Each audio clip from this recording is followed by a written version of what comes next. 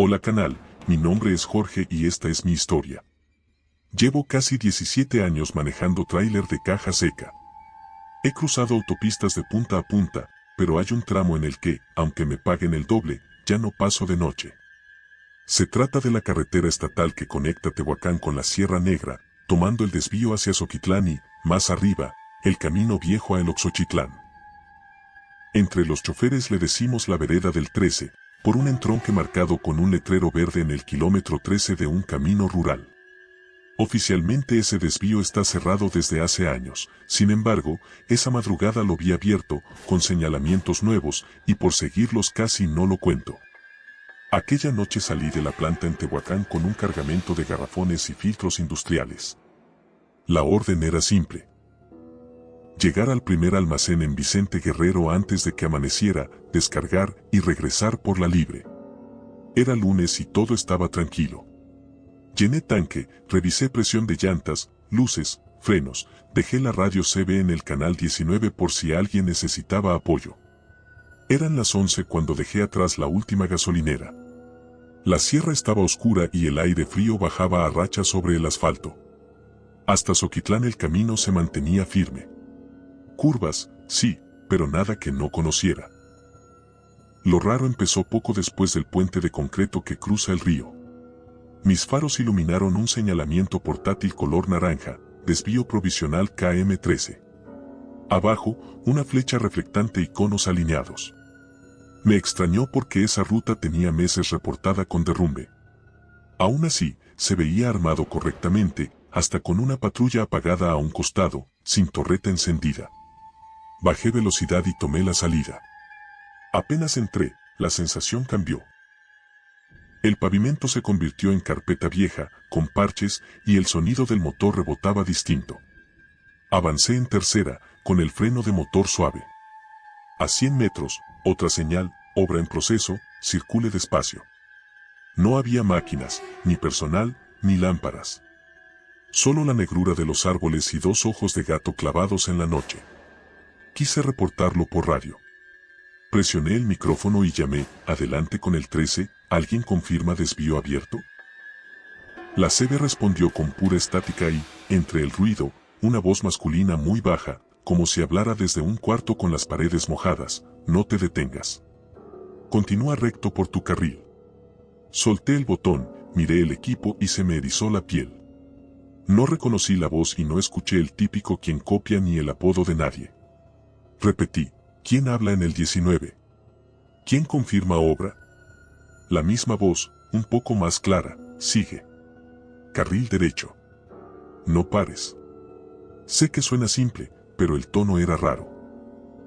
No era amenaza ni burla. Sonaba urgente. Decidí avanzar con más cuidado. A los 2 minutos, mis faros tomaron una curva ciega a la derecha y la carretera se abrió a un tramo recto flanqueado por muros de piedra. Al fondo, vi luces rojas intermitentes, como de convoy. Bueno, no estoy solo, pensé. Eran 3 camionetas tipo pickup, blancas, estacionadas de frente, ocupando media calzada. No se movían. Me orillé cuanto pude y les hice cambio de luces. Nadie bajó. Cuando estuve a unos 15 metros, distinguí letras negras deslavadas en las puertas: Policía Estatal. Me detuve casi por instinto, con las intermitentes, y bajé el vidrio. Buenas noches, grité. ¿Paso o regreso? Nadie contestó. El viento ni siquiera soplaba. La primera camioneta tenía la puerta del conductor abierta, y la silueta de alguien parecía estar al volante, pero era una sombra rígida.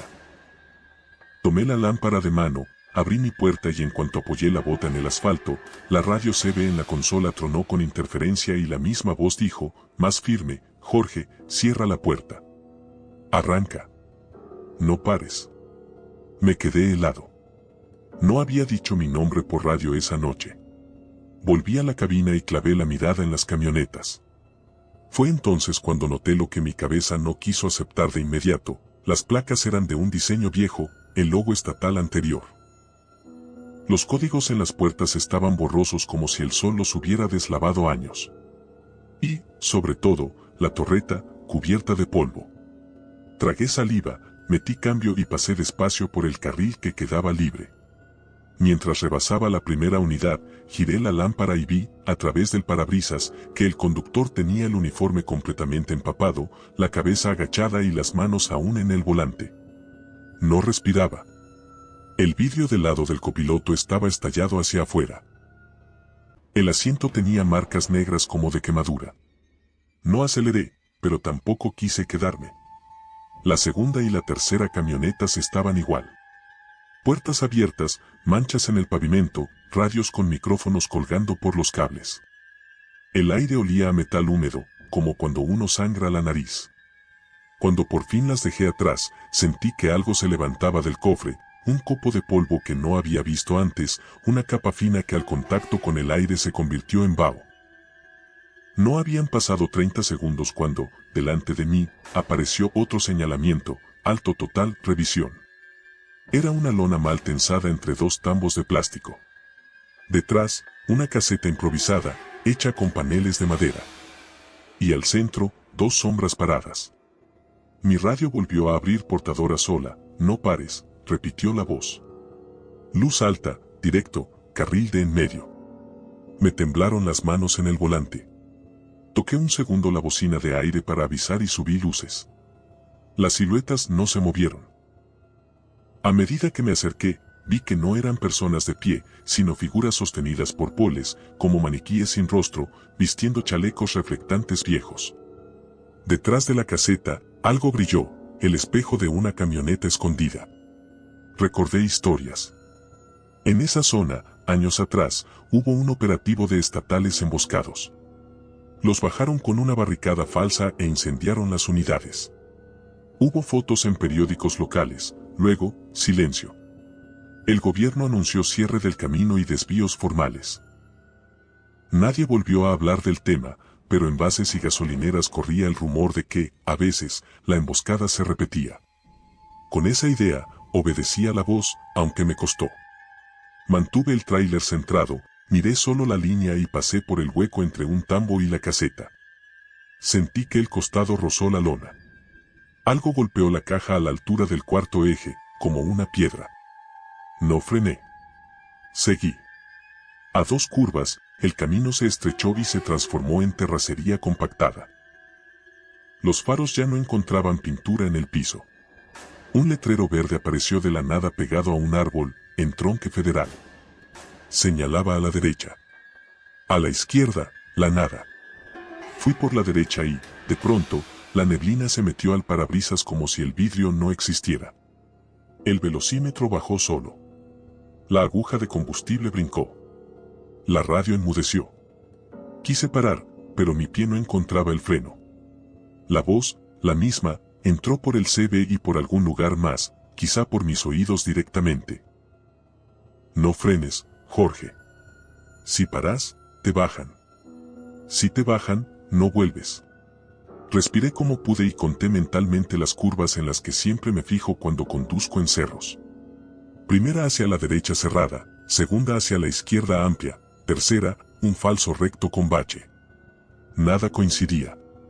Era como si me hubieran cambiado el mapa bajo las llantas. Fue entonces cuando, a la derecha, vi cruces blancas clavadas en la ladera, en fila. No eran 2 ni 3. Eran muchas. Algunas tenían casquillos colgados con listón negro, otras fotografías deslavadas. En una, reconocí el escudo de una corporación estatal. No lloré, pero la garganta me ardió. Bajé la velocidad sin frenar del todo, apoyándome en el freno de motor, y fue ahí cuando algo golpeó la puerta del copiloto, no con fuerza, sino con ritmo. 3 golpes secos. Volteé.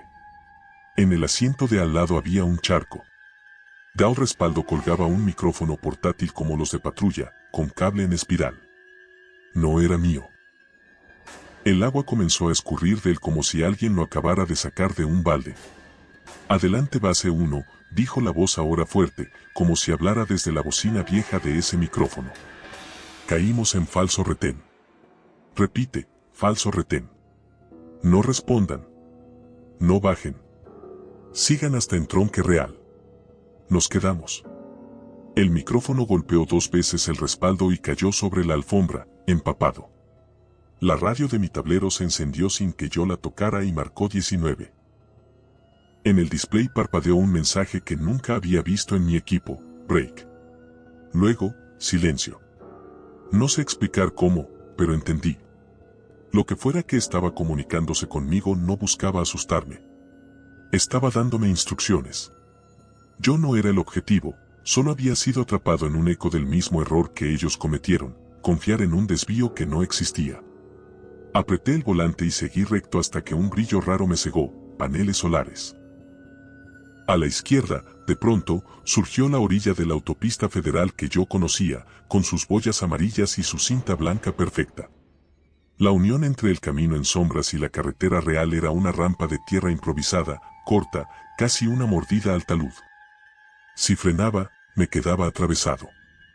Si entraba con decisión, brincaba. La voz dijo solo una palabra: ahora. Metí segunda alta y crucé. La caja saltó y sentí los ejes reclamar, pero el tráiler cayó alineado en el carril de baja. En cuanto las llantas tocaron asfalto verdadero, el aire se templó. Los faros iluminaron retroreflectores modernos, limpios. Miré por el espejo, detrás de mí no había nada. Ni rampa, ni terracería, ni letrero verde clavado al árbol. Solo la barda de contención recién sellada, sin hueco. Frené suave hasta orillarme en una zona de descanso que sí recuerdo. Apagué motor. Puse freno de estacionamiento. Mis manos temblaban tanto que tardé en atinar la linterna. Revisé la cabina. El micrófono ajeno ya no estaba. Pero en la alfombra, donde cayó, quedó una mancha de agua con el contorno de una placa rectangular, como si ahí hubiera reposado algo metálico con número. Me quedé el resto de la madrugada en esa orilla, con las intermitentes, viendo pasar 2 o 3 carros y escuchando el tic del metal enfriándose. A las 6, cuando el sol apenas levantó el gris, avancé hasta el primer parador abierto. Pedí café y me senté lejos de los otros choferes. No quería hablar, pero un veterano que había visto en otras rutas se acercó, dejó su taza y dijo sin que yo le contara nada: «¿Tomaste el 13, verdad?». No respondí, pero creo que mi cara lo hizo por mí. El hombre suspiró.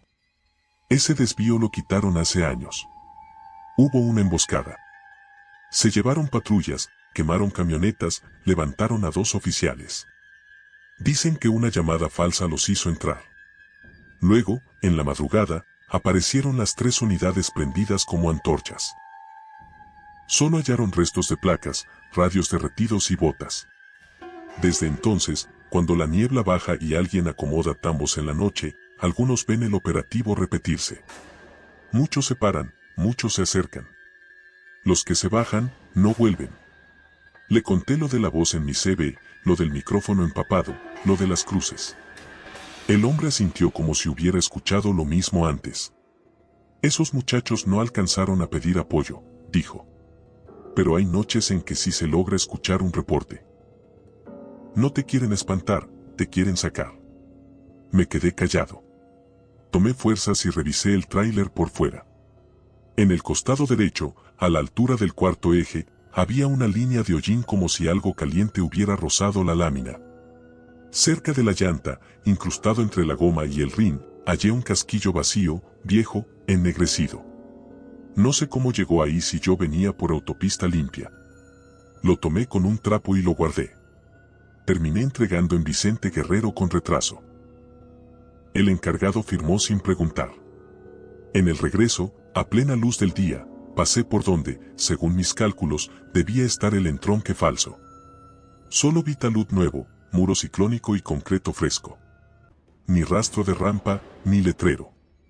Sin embargo, al borde, debajo de una bugambilia, había 3 cruces pequeñas con listón azul y negro, recientes.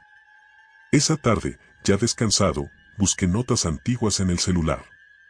Encontré una de hace casi una década, emboscada en camino rural de Sierra Negra. 3 unidades estatales siniestradas, 2 elementos desaparecidos. La foto era borrosa, pero el número de una patrulla coincidía con el que creí ver deslavado en la puerta de la primera camioneta. En la misma nota, un párrafo hablaba de un cierre indefinido y retiro de señalización. La gente del pueblo puso cruces. No tengo cómo demostrarlo del micrófono mojado ni la voz que me habló por mi nombre. Solo conservo el casquillo. A veces lo saco del cajón, lo veo y recuerdo el olor a metal en el aire, la urgencia de esa frase, no pares. Desde aquella noche, cuando algún novato pregunta por rutas rápidas hacia la Sierra Negra, les digo que jamás tomen un desvío nocturno que no hayan visto de día, y que si ven señalamientos improvisados sin gente, sigan recto hasta entronque conocido. Y, sobre todo, les digo que si escuchan una voz por el 19 llamándolos por su nombre, no cuestionen. Hay patrullas que se quedaron ahí, en ese mismo kilómetro 13, tratando de evitar que otros cometan el error que ellos no tuvieron tiempo de corregir. A mí me salvó obedecer a hombres que ya no están. Y esa es la resolución de mi historia. Lo que vi no fue un truco de mi cabeza ni una coincidencia de radios cruzados. Fue un eco de aquel operativo, fue el intento de unos oficiales por cerrar, de una vez por todas, el desvío con el que los atraparon. No buscan asustar a nadie. Buscan que no nos detengamos donde ellos tuvieron que detenerse. Desde entonces, cada que paso por esa zona, bajo el volumen, enciendo el CBI, antes de bajar a tercera en la primera curva grande, digo en voz alta, por si alguien escucha del otro lado. Base 1, recibido. Sigo recto. Gracias. Y continúo sin parar. Hola canal, mi nombre es Iván y esta es mi historia. Soy trailero desde los 22, y aunque he rodado por media república, hay un tramo que todavía me aprieta el estómago cuando lo veo en el mapa, el viaducto Mezcala, en la autopista del Sol. De día es una postal, un monstruo de acero y cables que flota sobre el río, de noche, cuando sopla el viento de la barranca, se vuelve un filo. Lo que viví ahí me hizo entender por qué algunos compañeros prefieren alargar por la libre con tal de no tocar ese puente después de la medianoche. Aquel turno empezó normal. Salí de Cuernavaca rumbo a Acapulco con caja semi vacía, tarimas y regreso de envases. Revisé todo, birlos, presión, luces, freno de motor. Llevaba café, tabaco y la CB en el 19. Crucé el tramo de Tres Marías sin sobresaltos y me mantuve a velocidad prudente. Alrededor de las 12:20 ya estaba a pocos kilómetros del Mezcala. El cielo, sin luna, el viento, raso y helado que se colaba por las rendijas de la puerta. Bajé un cambio antes de entrar al viaducto, más por respeto que por necesidad. Lo primero raro fue el olor. No a diésel ni a asfalto, era un olor agrio, como de metal caliente mojado. Subió a la cabina con la misma facilidad con la que la neblina cruza el parabrisas cuando uno se detiene. Luego, la radio. Corta de señal, estática, y entre la estática, un murmullo. Subí el volumen esperando escuchar a algún colega. Nada claro. Solo respiraciones cortas que iban y venían. A medio kilómetro del puente, vi luces intermitentes más adelante, como de una unidad detenida con las balizas puestas. Reduje para pasar con precaución. Era un sedán gris, orillado justo antes de la entrada. La puerta del conductor estaba abierta. Pensé en parar para auxiliar, pero alcancé a ver que en el asiento no había nadie. En el piso del carril quedaba una cartera abierta, varias fotos húmedas pegadas al plástico. Y sobre la defensa, recargado como si alguien lo hubiera dejado con prisa, un casco blanco de obra con una calcomanía deslavada, conservación Mezcala.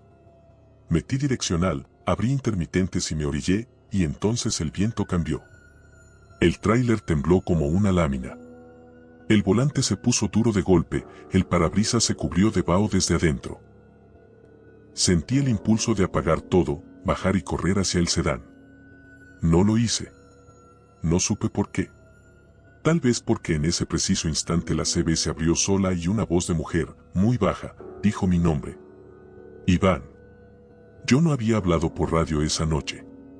Nadie me conocía por nombre, solo por apodo, y ni siquiera lo había mencionado. Tragué saliva. Cerré la puerta y avancé un poco. La voz volvió. No te detengas en el puente. Quizá otro, con más calma, habría pensado en interferencias, en alguna broma. Yo sentí el estómago vaciarse. Frente a mí, la boca del viaducto se abría como un túnel de noche. Los cables colgaban negros, la baranda sin reflejos. A la mitad, un segundo sedán con las luces de emergencia encendidas hacía sombras contra el piso. Metí la unidad al carril de baja. El aire pegó en el costado y tuve que corregir con el volante. Avancé. Las balizas del auto parpadearon una sola vez y se apagaron. Lo rebasé por la izquierda con la caja rozando la línea. Alcancé a ver, en el asiento trasero, un chaleco reflectante y una lámpara de mano. Nadie a la vista. Entonces el olor cambió. Ya no era metal caliente. Era humo. Humo húmedo, como de llanta quemada apagada con agua.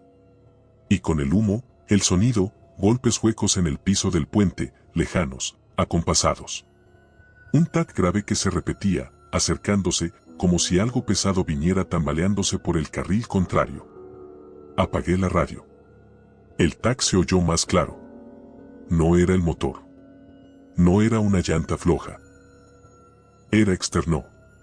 Quise mirar por el espejo derecho para descartar que fuera mi caja golpeando la baranda, pero en el cristal no vi la baranda ni el vacío. Vi una figura. Sentada en el estribo exterior del copiloto, pegada a la puerta, con las piernas hacia afuera. Una mujer, empapada. Llevaba el casco blanco del sedán, chorreando agua, y un chaleco reflectante encima de una camisa oscura que se le pegaba a la piel. Me miraba sin levantar mucho la cabeza, como quien sale del agua y aún no recupera el aire. No abrí la boca. No solté el volante. La mujer alzó una mano. Tenía los dedos morados, arrugados por el agua. Señaló el parabrisas. Seguí su dedo y vi, sobre el vidrio, la marca de un trazo hecho desde adentro, como si alguien hubiera escrito con un dedo mojado, no pares. El tac se acercó hasta volverse un retumbo bajo el piso. A lo lejos, en el carril contrario, emergió de la niebla una pipa vieja, sin logos, sin faros, avanzando con una rueda delantera colgando y la llanta golpeando el piso en cada vuelta. Venía despacio, con la torreta de un taller en el techo dando una luz amarilla enferma. No traía conductor. Lo juro. Atravesó el puente pegada al muro del medio, cortando el aire como un animal herido. La mujer en el estribo no apartó la vista. Cuando la pipa estuvo a mi altura, vi que por debajo goteaba agua y aceite, y que la cabina estaba abierta por la puerta del conductor. El tac se convirtió en un arrastre. El viento, en un empujón lateral que me barrió medio carril. Apreté el volante y sostuve. Pasó. Mi tráiler vibró como un alambre y el humo se disipó un segundo. En ese claro, la mujer habló otra vez, sin mover los labios. Sigue. No toques freno. No mires atrás. Obedecí. Mi pie derecho se convirtió en plomo firme, sosteniendo una velocidad que no fuera cobarde ni temeraria. Cuando por fin vi el final del puente, las manos me sudaban tanto que se me resbalaban en el cuero. Entonces el tablero parpadeó y todas las agujas cayeron a cero un instante. La cabina quedó en silencio absoluto, como cuando uno apaga un cuarto y, por un segundo, el mundo se va. Volvieron las luces. El motor rugió vivo. La caja se estabilizó. Salí del viaducto y tomé la recta. Apenas crucé, la mujer ya no estaba. Ni mojado el estribo, ni marca en la puerta, ni rastro del casco. Solo el olor a humo viejo y, en la CB, una respiración cansada, como si alguien al otro lado recuperara el aire después de nadar. Me orillé a un parador que hay pasado el puente, donde a veces venden café y pan de caja a esa hora. Estaba cerrado. Apagué motor, solté las manos y me quedé con la frente apoyada en el volante. La respiración de la radio siguió un momento y se cortó. Silencio. Pensé en regresar a revisar los autos orillados. No pude. Fue cobardía, sí, pero también intuición. Me quedé ahí, mirando la cinta negra, hasta que un federal retirado, que ahora hace guardias privadas en una caseta de mantenimiento, se acercó a preguntarme si necesitaba apoyo. Le conté lo menos que pude, lo suficiente para que entendiera por qué traía los ojos abiertos de más. El hombre asintió despacio, husmeó el aire y dijo una frase que no olvido. Otra vez subió el humo de la barranca. Cuando el aire cambia, el puente se llena de memoria. No entendí. Me ofreció una taza de termo que traía. Me la dejó en el estribo y agregó: hace años, antes de que pusieran sensores, se incendió monte abajo. El viento llevó humo al vano central. Un sedán chocó, luego otro, luego una pipa. Los de conservación se metieron a rescatar, pero el aire les jugó en contra. El humo se pegó al piso como una sábana y nadie veía más allá de su defensa. Murieron una ingeniera de conservación y 2 operadores. Una pipa se fue sin frenos. Se les reconoce por el casco con calca vieja. Le pregunté cómo sabía lo del casco. Me contó que él estuvo en el operativo de cierre esa noche. Que la ingeniera llevaba chaleco reflectante y casco porque andaban revisando juntas de dilatación tras la lluvia. Que alcanzaron a dar aviso por radio y que desde entonces, cuando el viento sopla del río con olor agrio, algunos escuchan voces en la frecuencia de los choferes pidiendo solo eso, que no pares. No dormí. Al amanecer, crucé cabina y caja por si había algún golpe. Abajo del paso de rueda del copiloto, atorado entre el plástico y el metal, encontré un triángulo chico de policarbonato, de esos reflectantes que se pegan en cascos de obra. Tenía un logo ya casi borrado. Unas encima de una silueta de puente. Estaba pegajoso y olía a humo. Entregué en Acapulco y, antes de regresar, busqué en el teléfono notas viejas. Encontré una de hace más de 10 años. Humo en el Mezcala provoca carambola, mueren 3, entre ellos personal de conservación. La foto era un mosaico de luces y sombras, pero alcancé a ver un casco blanco con triángulo reflectante sobre el asfalto mojado. Quise creer que todo tenía una explicación simple: sugestión, cansancio, casualidad. Lo intenté. Pero esa misma semana, cargando en el patio, se me acercó un colega de Iguala. Me dijo que a su primo, hace poco, la radio le habló con voz de mujer justo al entrar al viaducto. Le dijo su nombre. Le pidió que siguiera recto sin tocar freno, que la racha de viento venía cruzada. Él obedeció. Un carro que venía atrás se detuvo, lo alcanzaron 2 más, chocaron la mina con la mina. Nadie grave. Su primo pasó. Al final del puente, en el estribo, traía la huella mojada de una mano. Yo también tenía una marca, pero no la vi hasta lavar la unidad. En el parabrisas, apenas perceptible, un arco de gotas secas dibujaba una palabra que no alcanzo a olvidar: sigue. Con el tiempo, armé la resolución que me faltaba. No es un tal vez, es mi explicación. Lo que sube en las noches de viento no son solo rachas caprichosas. Sube el humo de lo que pasó y se pega al puente como una película, y con él una memoria que no se deja. La mujer del casco, la de manos arrugadas de agua, no intentó espantarme ni buscar compañía, hizo su trabajo otra vez. Coordinó, advirtió, me mantuvo en ruta. Me apartó del impulso de frenar donde el viento había tirado a otros. Desde entonces, cuando me toca ese tramo en la noche, bajo el volumen de todo, dejo la CV abierta y me pego a la línea como si fuera cuerda de rescate. Si el aire trae olor a metal húmedo, si el parabrisas se empaña de golpe, si a lo lejos se oye ese tac de llanta rota, repito en voz baja lo que me dijeron: no pares. Y, por si alguien del otro lado necesita saber que la escuché, siempre que salgo del viaducto digo en el 19, con la misma seriedad con la que se rinde un parte. Conservación Mezcala, copiado. Pasé. Gracias. Lo que realmente pasó esa noche no fue un accidente ni un delirio. Fue una advertencia desde el mismo puente que guarda a los suyos. La ingeniera que murió ahí sigue trabajando en su tramo, y a mí, me tocó obedecerla a tiempo. Hola canal, mi nombre es Esteban y esta es mi historia. He pasado media vida en carretera, y puedo decirte que la mayoría de los peligros allá afuera tienen forma humana: asaltantes, conductores imprudentes o simplemente el sueño. Pero lo que viví en la autopista a Oaxaca, poco antes de llegar al tramo conocido como La Cima, no tuvo nada que ver con eso. Fue algo que, hasta hoy, me cuesta poner en palabras. Algo que parecía no pertenecer a este mundo. Era una madrugada fría de octubre, hace unos 6 años. Había salido de Puebla rumbo a Salina Cruz con un cargamento de varilla.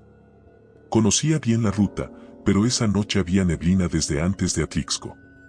De esas que se meten en la cabina, que no te dejan ver ni los costados de tu tráiler. A eso de las 2:30, llegué al punto donde la autopista se divide entre la libre y la cuota.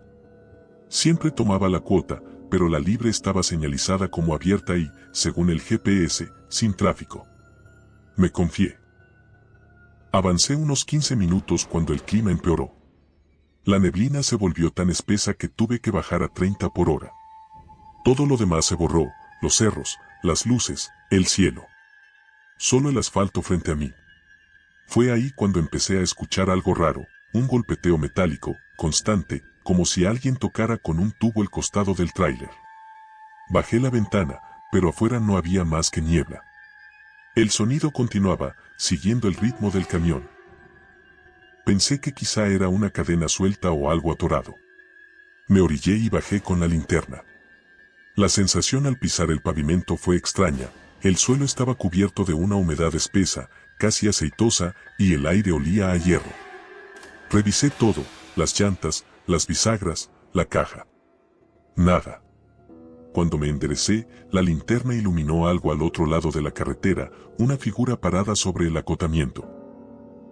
Era un hombre, muy delgado, vestido con un uniforme naranja fosforescente, como los que usan los trabajadores de mantenimiento. Tenía un casco blanco y sostenía una bandera roja enrollada. ¿Todo bien, jefe?, grité. El hombre no contestó. Ni siquiera se movió. Daba la impresión de estar congelado, rígido. Me dio mala espina. Subí a la cabina sin quitarle la vista. Cuando cerré la puerta, la radio del camión se encendió sola, con un chasquido fuerte, y entre la estática se escuchó una voz baja que decía: «Sal de aquí». Creí que era interferencia. Pero al mirar por el retrovisor, el hombre ya no estaba en el acotamiento. Estaba de pie justo detrás de mi caja, inmóvil, mirando las luces traseras. Aceleré sin pensar. La neblina parecía moverse conmigo, como si me envolviera. La radio seguía chispeando. En el parabrisas, una silueta se formó brevemente, reflejada por los faros, el rostro de un hombre con casco, los ojos hundidos, la boca torcida. No había forma de que alguien se moviera tan rápido en esa carretera. Frené de golpe. En ese momento escuché un golpe seco en el techo, justo sobre mi cabeza. Me quedé quieto. Luego vino otro, y otro, más rápido, como si alguien caminara arriba. Intenté arrancar de nuevo, pero el motor no respondía. El tablero parpadeaba. La aguja del combustible bajaba lentamente hasta marcar vacío. El golpeteo se detuvo, y después, un silencio espeso llenó todo. Ni el viento, ni los grillos, ni el ruido del motor. Solo silencio. En medio de ese vacío, la voz volvió a sonar por la radio. «No te bajes. Ya vienen». No entendí. Me incliné hacia la ventana y miré por el espejo lateral. Detrás del tráiler, entre la neblina, se veían luces amarillas aproximándose. Al principio pensé que eran faros de un camión o de una patrulla, pero se movían demasiado lento. Y lo más inquietante era que no hacían ruido. Las luces se detuvieron a unos 20 metros. De pronto, escuché gritos. Voces de hombres, ahogadas, mezcladas con el chirrido de metal. Luego un golpe brutal, como si algo se estrellara contra el pavimento. Y de nuevo silencio. El tablero se iluminó otra vez, el motor encendió solo. Sin pensarlo, metí primera y salí de ahí. Conduje sin mirar atrás, siguiendo la línea blanca del acotamiento. La radio estaba muerta, pero el eco de aquellas voces parecía seguirme. Unos kilómetros más adelante, la neblina se disipó. Entré a una gasolinera abandonada, de esas que parecen olvidadas por el tiempo. Me detuve para respirar y bajé de la unidad.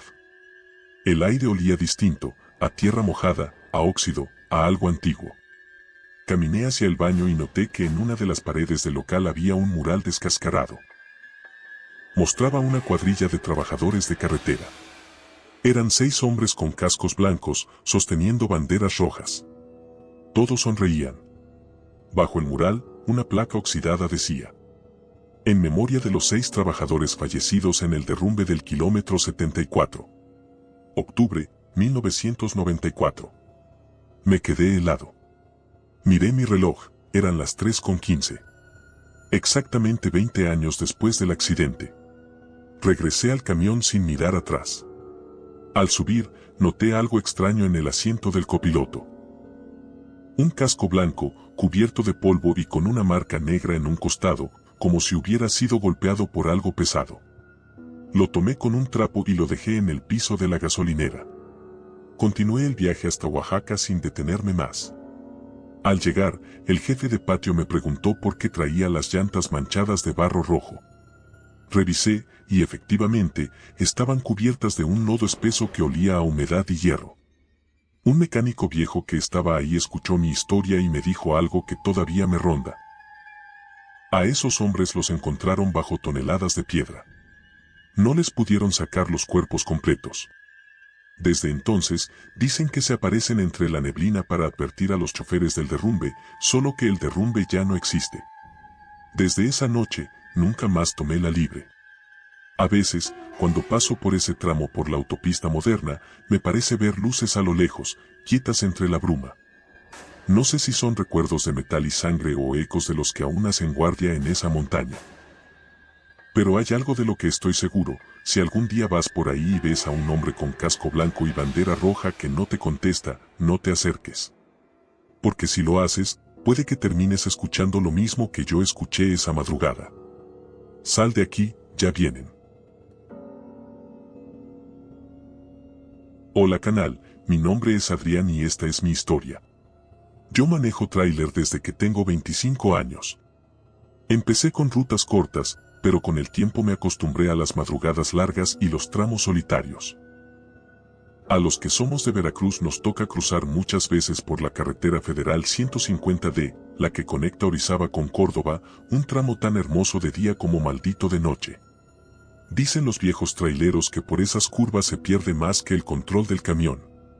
Que si pasas a la hora equivocada, puedes escuchar cosas que no vienen del radio, y ver sombras que no deberían estar ahí. Lo mío pasó hace 3 años, una madrugada de septiembre. Venía de Puebla con carga ligera rumbo al puerto. Todo iba normal. El clima estaba despejado y el tráfico era casi nulo. Pasando la caseta de Esperanza, entré al descenso que lleva hacia las cumbres de Maltrata. Los que conocen ese tramo saben que es traicionero: curvas cerradas, neblina súbita y tramos donde el freno de motor se calienta. A esa hora, cerca de las 2, el silencio es absoluto, solo roto por el rugido del motor y el silbido del viento. A mitad de una recta, noté algo extraño. A lo lejos, un camión de doble remolque avanzaba en el mismo sentido, pero a una velocidad constante y demasiado lenta. Le hice cambio de luces para avisar que iba a rebasar, pero no respondió. Ni siquiera movió las intermitentes. Me acerqué más y vi que el camión no tenía placas, y que en la parte trasera de la caja había pintado con tiza algo que me erizó la piel: KM5, no frenes. Pensé que sería una broma o alguna advertencia vieja, pero el mensaje parecía recién escrito.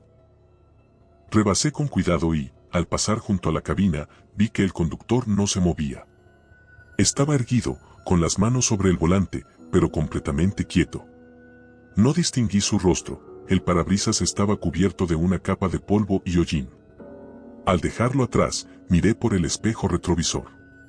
El camión seguía ahí, con las luces encendidas, pero a los pocos segundos se desvaneció entre la neblina. Literalmente se apagó, como si nunca hubiera estado.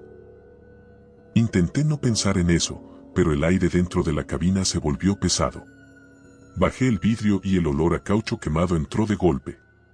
La aguja de la temperatura subió un poco, así que bajé velocidad para no forzar el motor. Fue entonces cuando escuché el primer golpe. ¡Pum! Venía de la parte trasera. Luego otro. ¡Pum!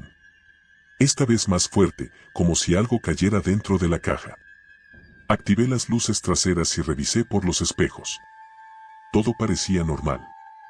Iba solo, no había autos ni camiones cerca. Pero los golpes seguían. Pensando que quizás se había soltado alguna tarima, decidí detenerme en un acotamiento amplio unos metros adelante. Apenas el camión se detuvo, los golpes cesaron. Me bajé con la linterna. Revisé las puertas de la caja, el eje, las llantas. Nada fuera de lugar.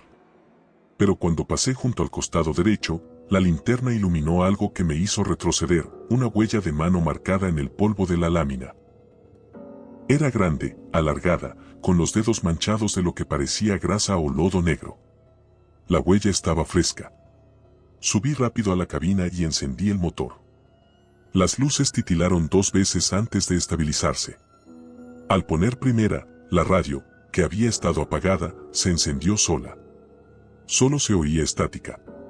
Bajé el volumen, pero entre el ruido una voz masculina, ronca, susurró. No frenes. Me recorrió un escalofrío.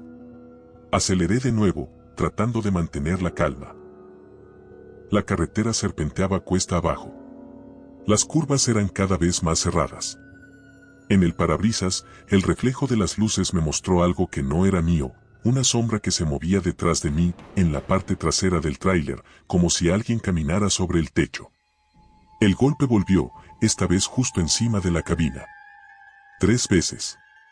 Pum, pum, pum. Ya basta. Grité, más por nervios que por valentía. En ese instante, el tablero del camión se apagó. Todo quedó a oscuras.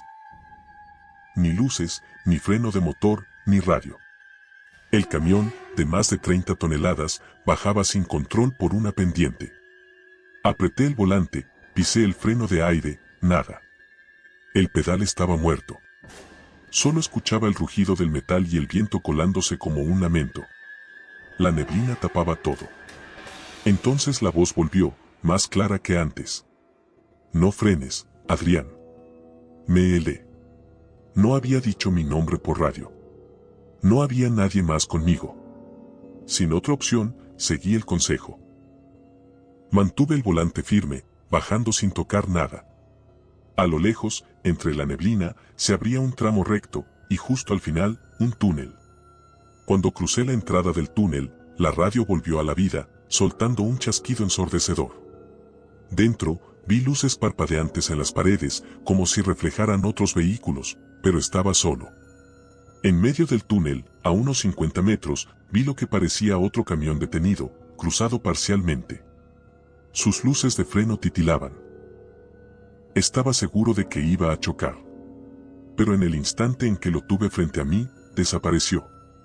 Se desvaneció como humo, y mi tráiler salió del túnel sin un solo rasguño. Orillé la unidad, temblando. Al bajar, vi que la lámina lateral estaba llena de huellas, todas negras, todas apuntando hacia arriba, como si algo hubiese intentado trepar. Me quedé mirando en silencio hasta que escuché una voz a mis espaldas. Era otro trailero, uno de los que venían unos minutos detrás de mí. ¿Viste al camión sin placas?, me preguntó. Asentí.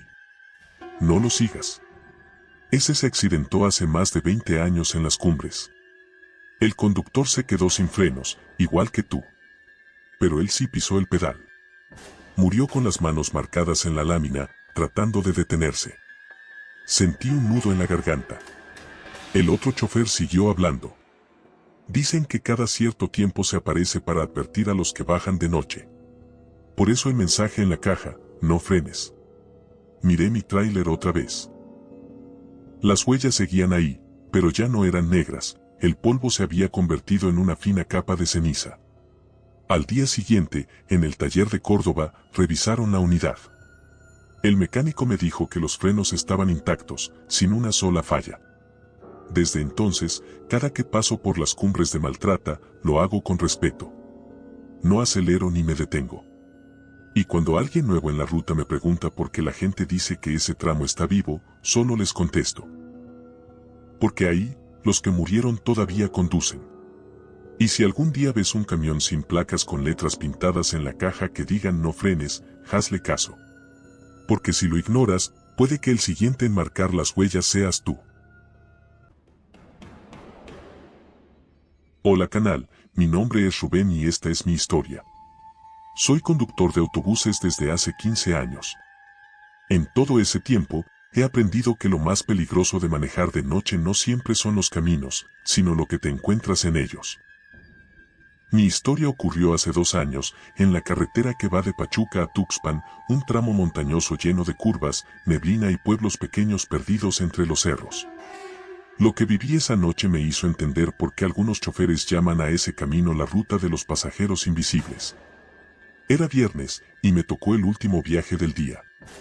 Salimos de Pachuca alrededor de las 10 de la noche con destino a Poza Rica. La mayoría de los pasajeros se durmió apenas pasamos Tulancingo.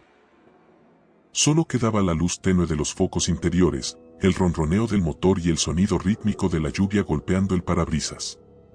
Todo iba normal hasta que, cerca del kilómetro 80, el limpiaparabrisas empezó a fallar.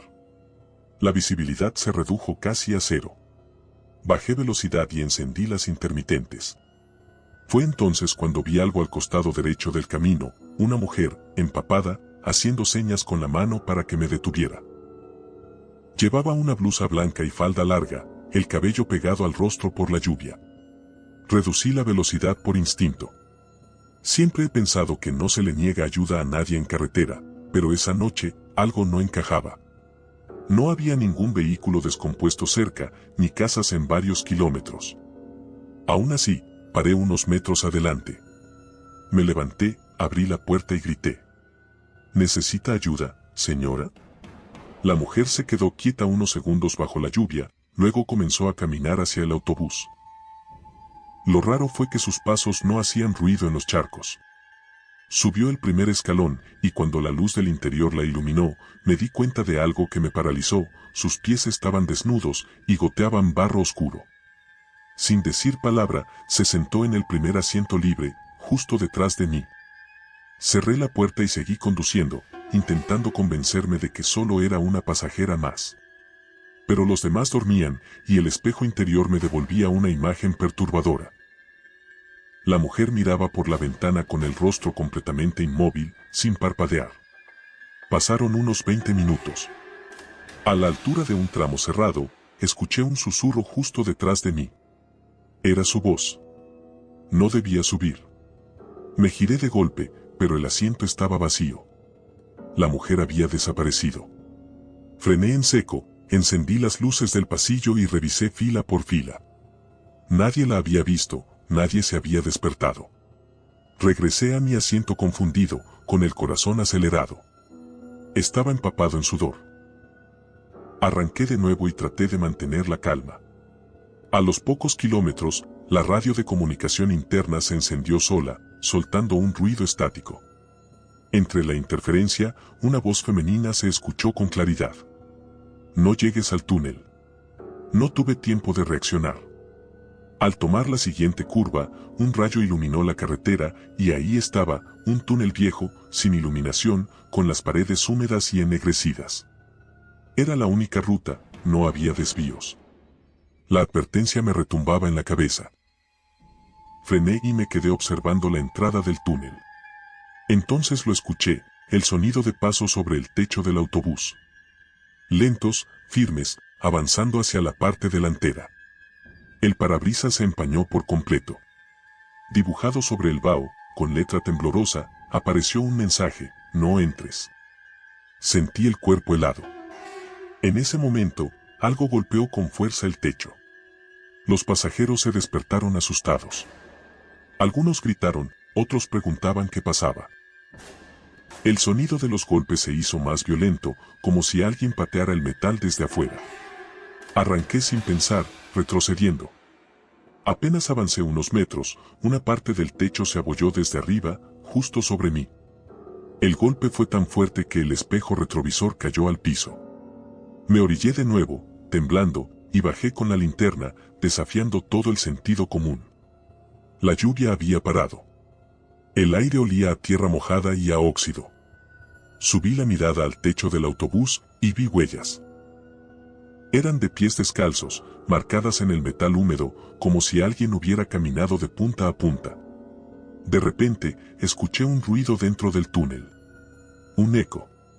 Al principio pensé que era el viento, pero después se distinguieron claramente motores y llantas rechinando. Tres luces salieron del túnel a toda velocidad, un tráiler, una pipa y un auto compacto. Pasaron frente a mí como fantasmas, sin sonido, sin reflejo, atravesando la lluvia sin mojarse. Y desaparecieron al otro lado de la curva. Subí corriendo al autobús. Los pasajeros seguían agitados. Encendí el motor y retomé el camino, esta vez por el carril contrario, rodeando la entrada del túnel por el acotamiento. 100 metros más adelante, el suelo estaba hundido. Parte del túnel había colapsado. Si hubiera entrado, no lo habría contado. Llegamos a Poza Rica con retraso. Nadie me creyó cuando conté lo ocurrido, pero un mecánico de la empresa me enseñó algo que me dejó sin habla. Me mostró una foto vieja, colgada en la sala de descanso, un autobús igual al mío, con el mismo número de unidad, accidentado en ese mismo túnel, años atrás. En la nota se leía, chofer y pasajeros mueren atrapados tras derrumbe. Solo una mujer, pasajera sin identificar, fue hallada fuera del túnel, sin heridas visibles. Desde entonces, cada vez que paso por esa carretera, bajo la velocidad cuando llueve y dejo el primer asiento vacío. Lo hago por respeto y por miedo. Porque a veces, en el espejo, veo que alguien lo ocupa. Una mujer mojada, mirando por la ventana. Y si algún día escuchas una voz en tu radio que te dice que no entres a un túnel, hazle caso. Porque puede ser que no te esté advirtiendo del futuro, sino de lo que ya te pasó y todavía no sabes. Esto ha sido todo por hoy, canal, gracias por llegar hasta aquí. Y recuerden que pueden compartir su historia más aterradora a nuestro correo electrónico para publicarla en un capítulo de nuestro canal. Nos vemos en el siguiente video.